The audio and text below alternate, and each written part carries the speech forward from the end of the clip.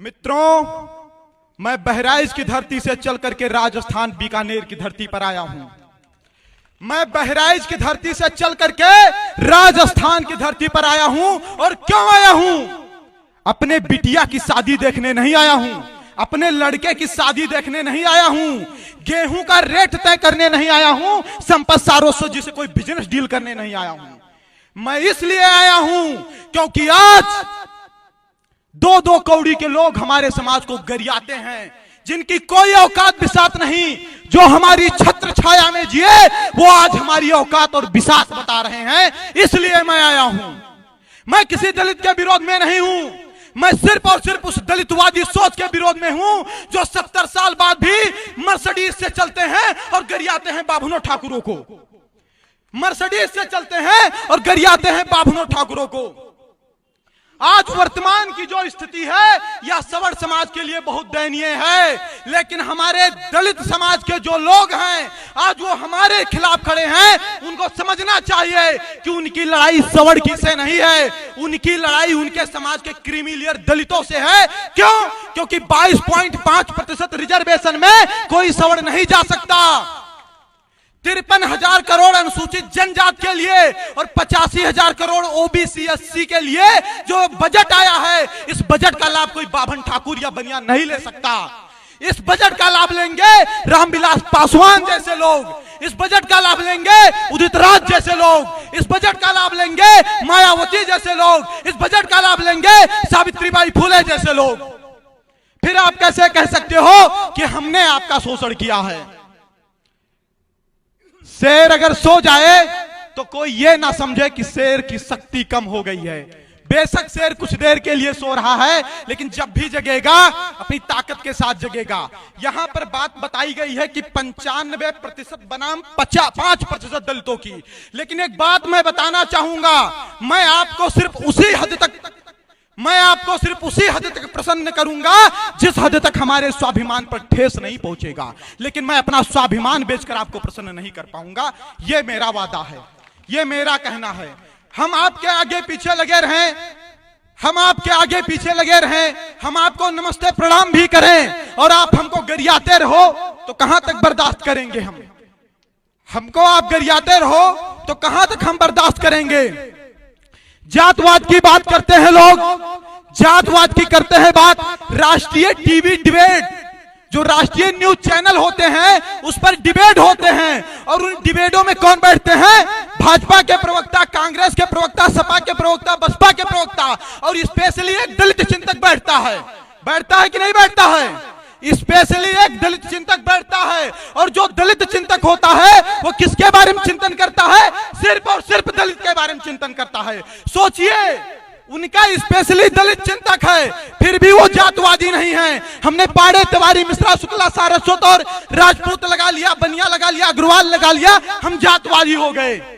कैसे हो गए? इन सभी बातों पर हम लोगों को गंभीरता से चिंतन करने की आवश्यकता है।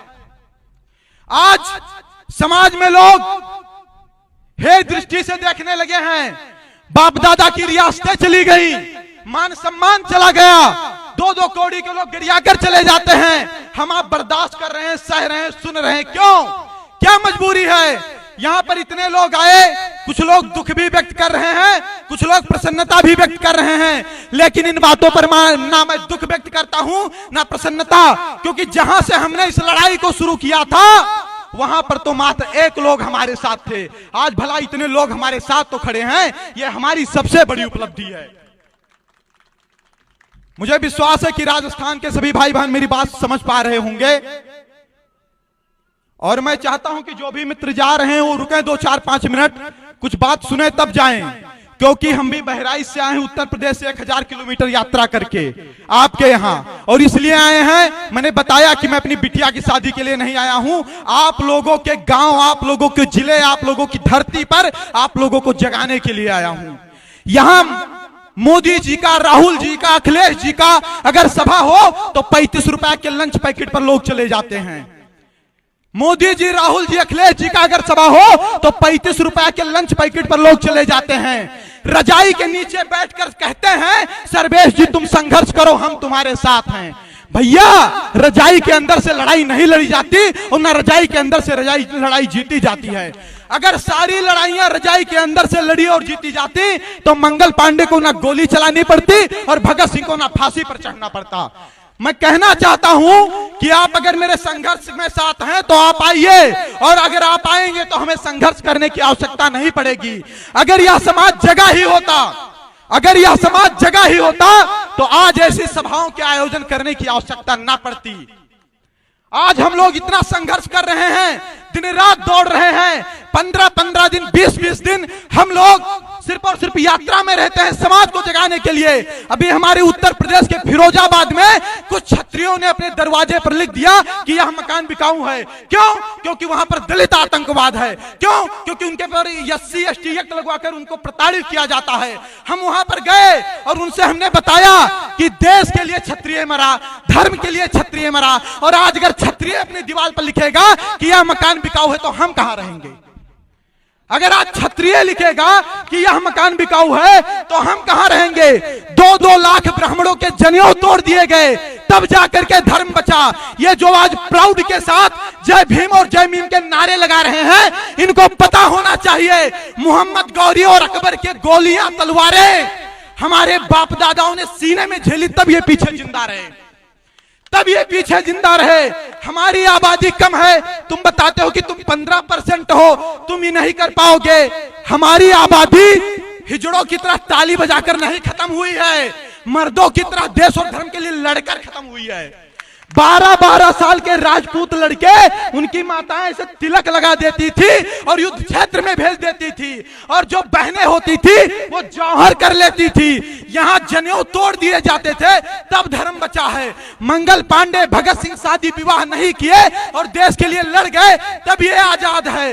जिसको आज आप अपने आप को मूल निवासी बता रहे हो ना, एक भी मूल निवासी नहीं खड़ा था देश की आजादी के लिए और धर्म की आजादी के लिए।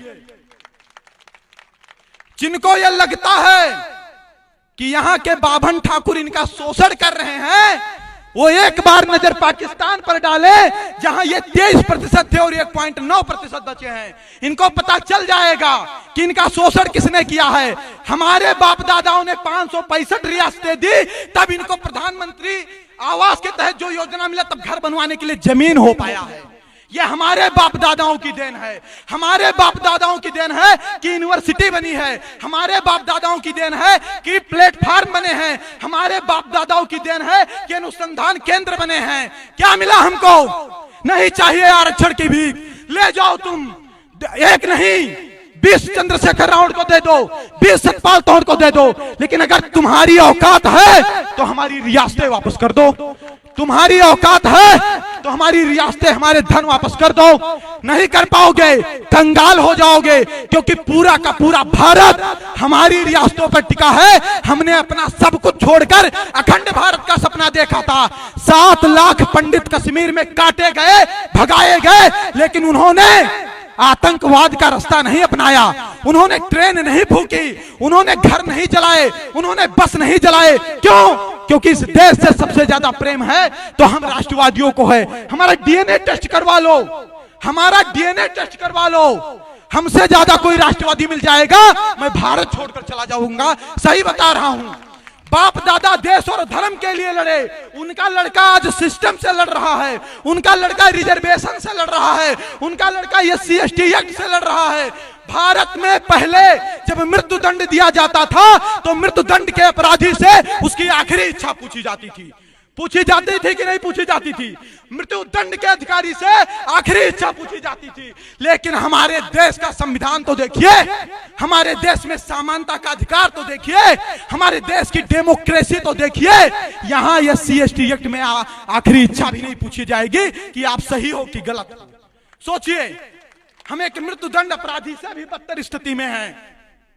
मुस्कुराइए मत, सोचिए, चिंतन करिए। कहां थे, कहां पहुंच गए, कहां थे, कहां पहुंच गए, और आने वाले समय में कहां पहुंचेंगे। यह स्पष्ट कह रहा हूं कि आज अगर आप नहीं जग पाए, आज नहीं जग पाए तो ना फिर कोई संपत सारस्वत पैदा होगा आपको जगाने के लिए, ना कोई सुखदेव सिंह गोगा मेरी पैदा होगा आपको जगाने के लिए, ना कोई दिनेश रनेजा होगा आपको पैदा जगाने के लिए, और ना ऐसी सभाएं होंगी। तब आप बहुत देर कर चुके होंगे, क्योंकि तब बहुत देर हो जाएगी, तब आपके जागने का भी मतलब नहीं रहेगा। देश की रक्षा की बात करते हो, धर्म की रक्षा की बात करते हो। मैं कहता हूं कि जब तुम ही नहीं बचोगे तो देश और धर्म कैसे बचेगा? बताइए, जब आप ही नहीं बचोगे तो आपका देश और धर्म कैसे बचेगा? आप एक यादव से नाराज होते हैं तो दूध लेना बंद करते हैं, आप एक लुहार से नाराज होते हैं तो लोहे के औजार बनवाना बंद करते हैं, आप एक कुम्हार से नाराज होते हैं तो आप बर्तन बनवाना बंद करते हैं। लेकिन जब आप एक बाभन और ठाकुर से नाराज होते हैं तब आप हिंदू संस्कृति, हिंदू धर्म और हिंदू सभ्यता से अलग हो जाते हैं। क्योंकि आज भी जन्म संस्कार, मृत्यु संस्कार, विवाह संस्कार पंडित जी करवा रहे हैं और पंडित जी की रक्षा ठाकुर साहब कर रहे हैं। जागिए, जागिए, सिस्टम चेंज होगा। क्यों चेंज होगा बता रहा हूं। सिस्टम इसलिए चेंज होगा कि जब भारत में हमारे जैसे 21 और 22 साल के युवा, जब देश में राष्ट्रवाद और हिंदूवाद के नाम पर हमें ब्लैकमेल किया जाता है, तब हमारे जैसे युवा 1-1 हजार किलोमीटर की यात्रा तय करके बीकानेर इस विषय को उठाने के लिए पहुंचते हैं, तब समझिए कि सिस्टम चेंज होगा। हमसे काफी लोग जुड़े हैं सोशल मीडिया पर, आदरणीय संपत भैया भी जुड़े हुए हैं, जोशी जी, आप सभी लोग जुड़े हुए हैं। आज तक मैंने किसी नेता के साथ सेल्फी लेकर नहीं डाली। क्यों डालूं? सुप्रीम कोर्ट का फैसला आता है, प्रमोशन में रिजर्वेशन मौलिक अधिकार नहीं है, राज्य सरकार बाध्य नहीं है। राहुल गांधी कहते हैं ये तो आरक्षण खत्म कर रहे हैं, और वहीं पर चिराग पासवान बैठा है, उसका जो गठबंधन है वो एनडीए से है, राहुल गांधी यूपीए से है, लेकिन सिर्फ और सिर्फ आरक्षण की बात पर वो राहुल गांधी के स्वर में स्वर मिलाता है और कहता है कि हाँ इस रिजर्वेशन को 9वीं सूची में डालूं। सोचिए, उसे सीख लेने की आवश्यकता है कि वो अपने समाज के लिए अपने पार्टी को लात मार देने को तैयार है, और हम 5 रुपया के पार्टी का सदस्यता नहीं लिए हैं और बाहर से तमाशा देख रहे हैं कि संपत जी का कार्यक्रम फ्लॉप कैसे हो। बाहर से तमाशा देख रहे हैं कि संपत जी का कार्यक्रम फ्लॉप कैसे हो। जलिए मत। अगर पड़ोसी के घर में आग लगा है ना, तो आग आपके घर तक भी पहुंचेगा, क्योंकि फूस का मकान आपके पड़ोसी का ही नहीं आपका भी है। और मैं यह विश्वास के साथ कहता हूं कि आदरणीय श्री संपत सारस्वत जी, आप पीछे मत हटिएगा। मैं आपसे 2 साल से जुड़ा हूं। आपका जहां पसीना गिरेगा, सर्वेश पाड़े का वहां खून गिरेगा। कोई टच नहीं कर पाएगा आपको, पूरा समाज आपके साथ है। और मैं इसी मंच से आदरणीय श्री सुखदेव सिंह गोगा मेरी जी से आशीर्वाद भी मांगता हूं कि वो हमें आशीर्वाद दे, और यहाँ पर जितने भी श्रेष्ठ जन हैं वह सभी हमें आशीर्वाद दें। इन भुजदंडों में वो ताकत है कि इस देश की दिशा और दशा बदल देंगे, काल की चाल बदल देंगे। हम बाभन हैं, हम 51 रुपया पर शनिश्चर की 7.5 खत्म करवा देते हैं, फिर ये रिजर्वेशन क्या चीज है। और एक बात और सुन लीजिए, बाभनवाद और ठाकुरवाद से हमेशा ऊपर उठकर लड़ाई लड़िएगा।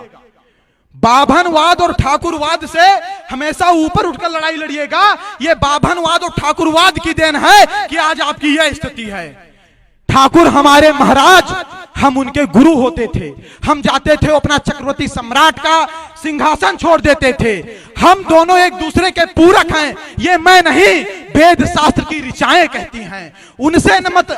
उनसे अलग मत होइएगा, क्योंकि आज भी आपके साथ कोई खड़ा है तो वो राजपूत खड़ा है और कोई नहीं खड़ा है। और अगर बाभन ठाकुर एक हो गए तो वैश्य समाज भी आपके साथ आ जाएगा, क्योंकि उसको संरक्षण कौन देगा। इसीलिए मैं कहना चाहता हूं, इन वादों से ऊपर उठे के आपस में बिना संघर्ष किए यूनिटी बना करके हम लड़ेंगे। और सुनिए, किसी भी समाज का 100% समाज सड़क पर नहीं उतरता, मात्र 5% या 10% लोग उतरते हैं। जिस दिन आप 10% भी सड़क पर उतर आए ना, समझ लो सिस्टम चेंज हो जाएगा। हम प्लेयर नहीं बदलेंगे, हम प्लेयर नहीं बदलेंगे, हम पूरा गेम बदलेंगे। जैसे लोग ऐसे दलितों के चरणों में पड़े हैं ना, ये सवर्णों के चरणों में गिर जाएंगे, ये वादा है आपसे। समय का अभाव है शायद, तो मैं इन्हीं शब्दों के साथ अपनी बारी को विराम देना चाहता हूं। छोटा बेटा हूं आपके समाज का। मेरी बातों से अगर कहीं किसी दलित समाज के भाई को भी जो हमारी विचारधारा से तालमेल रखते हैं, मैं जिहादियों की बात नहीं करता हूं, उनसे अगर कोई कष्ट पहुंचा होगा तो आकर के माफी नहीं मांगूंगा, आकर के समझ लीजिएगा, समझा देंगे कि हम गलत नहीं थे। भारत माता की, भारत माता की जय श्री राम।